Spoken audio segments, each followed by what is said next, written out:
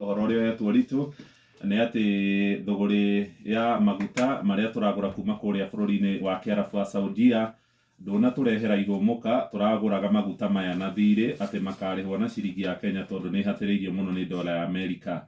Gũgĩkinyagia mũthenya wa gatano ũcio kiumia kĩu kĩrathirire, ciringi ya Kenya ĩrakũranagio dola ĩmwe ya Amerika ĩrakũranagio na ciringi 137 na thendi 6 mbeca cia bũrũri witũ wa Kenya. Tũrerwo rĩu haha nĩho dola kana ciringi itũ ĩkoretwo ĩtirũkĩte mũno ĩgĩkũranio na mbeca cia mabũrũri ma ũgeni-inĩ. Na nĩ mweri ũmwe tu ũrakorirwo wathira kuma twambĩrĩrie kũrehe maguta macio tũkarĩha thutha-inĩ thutha wa mĩeri 6.